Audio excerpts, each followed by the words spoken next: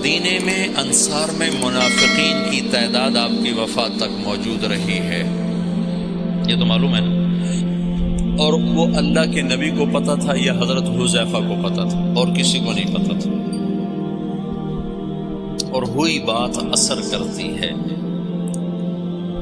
مجھے تحقیق نہیں ہے لیکن میرا وجدان ہے جو کچھ میں نے پڑھا بار بار کہ وہ جو ثقیفہ تو بنی ساعدہ کا قصہ ہوا، اس کے موجد منافق ہوں گے، کسی کو پتہ ہی نہیں ہے کہ یہ منافق ہے، یہ منافق ہے، تو ہر ایک کو مسلمان سمجھ رہے ہیں، تو انہوں نے یہ شوشہ چھوڑا ہوگا۔ پھر اس کے جیسے افق کے واقعے کو چلانے والا عبداللہ بن ابی، لیکن حسان بن ثابت اس میں پھنس گئے، اور مصطح بن اثار اس میں پھنس گئے، اور حمنہ بنت جحش رضی اللہ تعالیٰ عنہ، یہ تین مخلصین اس کی لپیٹ میں آ گئے، اور ان کو بعد میں حد لگی، منافقین کو چھوڑ دیا گیا۔ تو آپ کے انتقال کے بعد سارے لوگ مسجد میں جمع ہیں،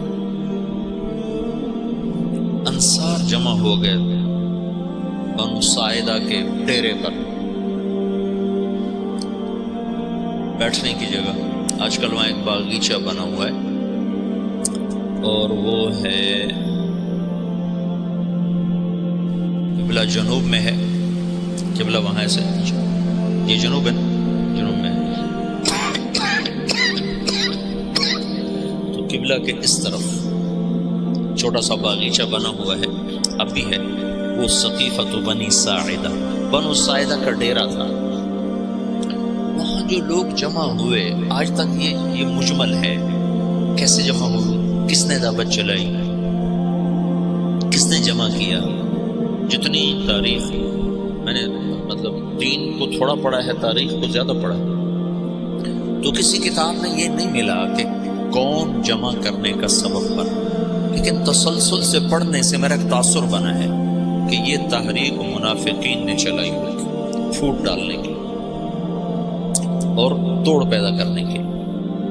تو انہیں ساتھ میں ان کو عبادہ رضی اللہ تعالیٰ عنہ کو تیار کر لیا کہ یہ امیر ہوگا، اب یہ امیر ہوگا۔ تو یہ آپس میں وہ باتیں کر رہے ہیں، محرک اس کے یقیناً آخرت میں تو بھید کھل جائے گا انشاءاللہ، مجھے یقین ہے آخرت میں مجرم سامنے آئیں گے کہ منافق ہی تھے جنہوں نے یہ ساری اسکیم چلائی، اور صحابہ کو اس میں استعمال کر لیا کہ وہ بشر تھے، خطا سے پاک نہیں تھے، معصوم عن الخطا نہیں تھے۔ تو ابوبکر کے پاس ایک آدمی نے، تو ادھر بیٹھ، اور وہاں امت کے توڑنے کا نظام بن چکا ہے۔ ابوبکر رضی اللہ عنہ اور عمر رضی اللہ تعالیٰ عنہ، ابو عبیدہ رضی اللہ تعالیٰ عنہ، یہ تین حضرات نے دوڑ لگائی، ایسی افراتفری میں گئے۔ اس وقت غسل شروع تھا، علی ادھر مشغول تھے، اور وہاں وہ اس کے لیے جا ہی نہیں رہے کہ مجھے خلیفہ بنایا جائے، تو اس فتنے کو دبانا چاہتے ہیں۔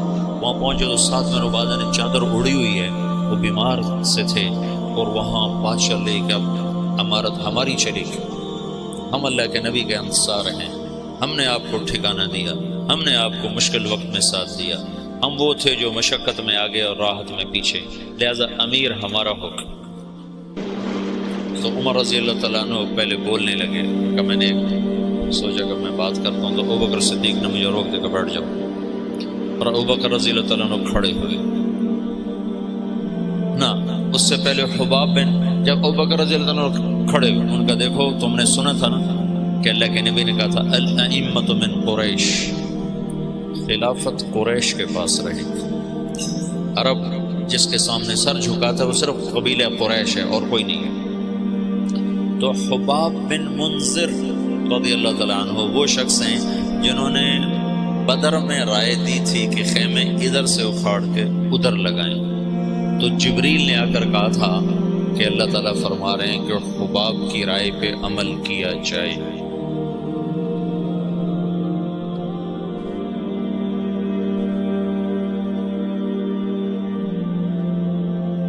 ہر انسان ہر وقت ایک حال پہ نہیں رہتا ہے، یا تو ایسی بڑی رائے دی کہ اللہ نے کہا کہ حباب کی رائے پہ عمل کیا جائے، یا ایسی رائے دی کہ توڑ دینے والا نظام بن جائے۔ تو حباب بن منذر نے کہا میں تم سب کا فیصلہ کرتا ہوں، ایک امیر مہاجرین میں سے ہوگا، ایک انصار میں سے ہوگا۔ ایک تلوار، ایک میان میں دو تلواریں کہاں آئیں؟ تو ابوبکر رضی اللہ تعالیٰ عنہ کو سختی سے ڈانٹ بیٹھ جائے، امت کی وحدت کو فرقت میں تبدیل نہ کر، وہ ڈانٹ کے بٹھا دی۔ پھر مختصر تقریر فرمائی کہ یہ امر اس وقت تک سلامت ہے جب تک امامت قریش کے پاس، تم ہمارے انصار ہو اور وزراء ہو، ہم تمہارے امراء ہیں، میری طرف سے یہ عمر حاضر ہے، ابو عبیدہ حاضر ہے، اس میں سے کسی کے ہاتھ پر بیعت کر۔ تو عمر رضی اللہ عنہ نے ایک دم کھڑے ہو کر کہا جس کو اللہ کے رسول نے مصلی پہ کھڑا کیا وہی ہمارا خلیفہ ہے۔ نمازیں پڑھائی نے 17، تو حضرت عمر نے بیعت کی تیزی کے ساتھ، ابو عبیدہ نے اس کے پیچھے، پھر اللہ تعالیٰ کی غیبی مدد آئی۔ انصار کی یہ قربانی ہے۔ زندگی میں ایک اصول سیکھو، اللہ تمہیں توفیق دے، مجھے توفیق دے، میں نے اس میں بہت نفع پایا۔ اپنی رائے سے پیچھے ہٹ جانا سیکھو۔ رائے پہ جمنا تو طبعی چیز ہے، رائے پہ اصرار تو فطری چیز ہے۔ بچہ بھی کہتا ہے میں نے ادھر جانا ہے، میں نے ادھر جانا ہے، ماں کہتے نہیں جانا تو وہ روتا ہے۔ اتنی چھوٹی عمر سے رائے کا اصرار شروع ہو جاتا ہے، تو رائے سے ہٹنا سیکھو بشاشت کے ساتھ۔ جب رائے کے خلاف ہوتا ہے نا تو دل تنگ پڑ جاتا ہے اور طبیعت بجھ جاتی ہے۔ تو یہ ایک اللہ کی طرف سے سبق تھا۔ انفرادی سطح پر آگے آیا خالد بن ولید کا قصہ، اور اجتماعی سطح پر آیا انصار مدینہ کی طرف سے۔ اجتماعی سطح پر انصار مدینہ ایک دم پیچھے ہٹا اپنی رائے سے بشاشت کے ساتھ، امت بن کے۔ اگر وہ نہ ہٹتے تو پہلے دن ہی توڑ تھا، اگر وہ ہٹتے اور دل ان کے ساتھ نہ ہوتے تو بھی توڑ تھا۔ وہ ہٹے بھی صحیح اور دل بھی کھول دی، سینے کھول دی۔ تم چلے میں جاتے ہو، یہ سال والے سال میں جائیں گے، یہ صرف چلے اور سال کی بات نہیں، تم گھر میں ہوتے ہو، مدرسے میں ہوتے ہو، رائے کا اختلاف ہوتا ہے، تو اپنی رائے دینا بھی سیکھو، اپنی رائے کے خلاف ہونا بھی سیکھو، اور اپنی رائے کے سے ہٹ جانا بھی سیکھو۔ یہ رائے دینے سے زیادہ مشکل کام، اور میں نے ہٹنے میں بڑے نفع دیکھے، بڑے نفع دیکھے۔ مجھے تو 22 سال ہو گئے ہٹتے ہوئے اور پیچھے ہوتے ہوئے، لیکن میں نے کبھی نقصان نہیں دیکھا۔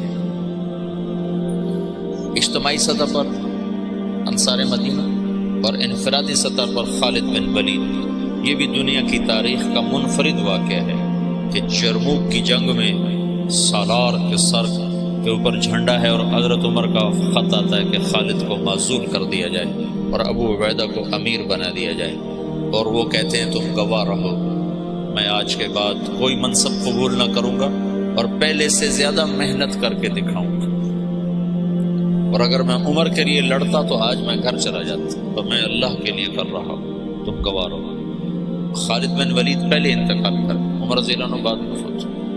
خالد بن ولید نے 60 سال بھی پورے نہیں کیے، 58-59 سال کی عمر میں انتقال فرما گئے تھے۔ تو عمر رضی اللہ تعالیٰ عنہ بعد میں نے ایک کتاب میں پڑھا، مجھے اپنا کتاب یاد ہے، زمانہ یاد ہے، لیکن مضمون یاد ہے کہ عمر رضی اللہ عنہ نے فرمایا میں نے خالد کو سمجھنے میں خطا کھائی،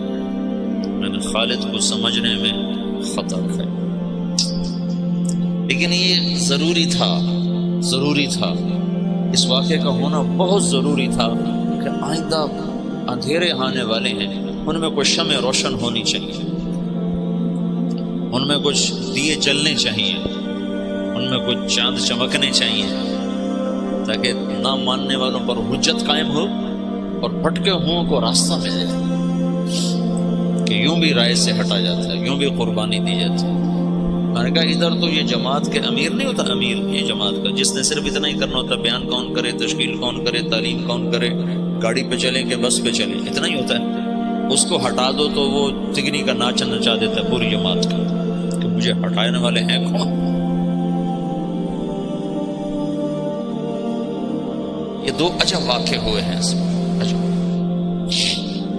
تو انصار مدینہ ہٹ گئے، سعد بن عبادہ کی بات بیچ میں رہ گئی اور ابوبکر رضی اللہ عنہ کے ہاتھ پر بیعت ہو گئی، اور وہ جو ایک وحدت تھی وہ اللہ نے دوبارہ قائم فرما دی۔